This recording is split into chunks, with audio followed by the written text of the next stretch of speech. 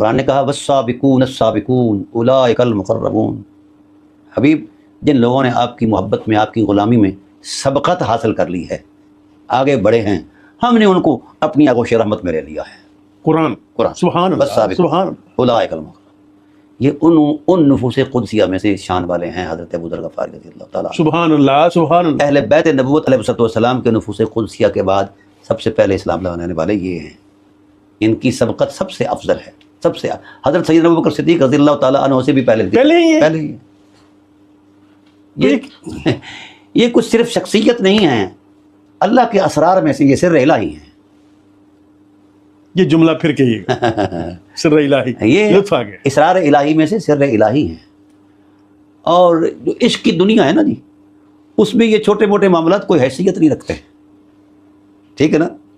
عاشق سوئی حقیقی باہو جڑا قتل مشوق دے مننے ہو، جتول ویکھے راز ماہی دے لگے اسے بننے ہو، مکھ نہ موڑے تے رخ نہ پھیرے بھویں سہ تلواراں کھنے ہو، سچا عشق حسین علی دا سر دے کے بھی راز نہ بننے ہو۔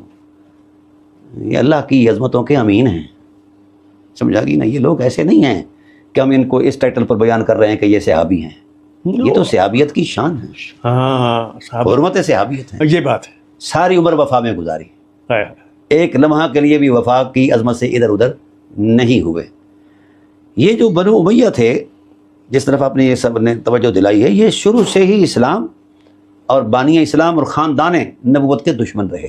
اب یہ ادھر شام میں گئے جناب ابو ذر غفاری، ہاں یہ دیکھیے نا جی کہ حضرت ابو ذر غفاری رضی اللہ تعالیٰ عنہ جنہوں نے ابتدائے اسلام سے لے کر انتہائی عظمت تک رسول اللہ کی صحبتیں اور قربتیں اختیار کی ہوں، تعلیمات حاصل کی ہوں اور ان کو نبھایا ہو، ہاں یہ کوئی وہ بندے نہیں ہیں جو صرف تاریخ کا حصہ ہیں، یہ تاریخ کا حسن ہے۔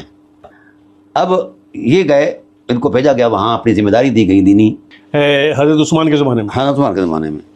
اب وہ وہاں چونکہ سراسر شریعت مطالعہ کے خلاف سرگرمیاں تھیں، تو یہ کرتے تھے بھائی، یہ وہ کہتے تھے یہ جو کر رہا ہے نا شخص نبی کی شریعت نہیں ہے۔ اللہ اکبر۔ اب لوگوں نے سبقت کا جس وقت منظر نامہ دیکھ کر وہ ان کی طرف متوجہ ہونے لگ گئے، ان کی عقیدت مندی بن گئی۔ تو اس چیز کو محسوس کرتے ہوئے بادشاہ سلامت نے کہا کہ یہ تو میرا تختہ الٹے گا، اس لیے یہ خط لکھا حضرت عثمان کو کہ ان کو جناب والا واپس بلایا جائے ورنہ یہ میرا کام خراب کر دیں۔ کوئی کامل شیخ کسی کامل مرید کا تزکیہ تصفیہ کرتے تو وہ مرتبہ کمال تک جا پہنچتا ہے، اور جس کا تزکیہ تصفیہ خود رسول کی نگاہوں نے کیا ہو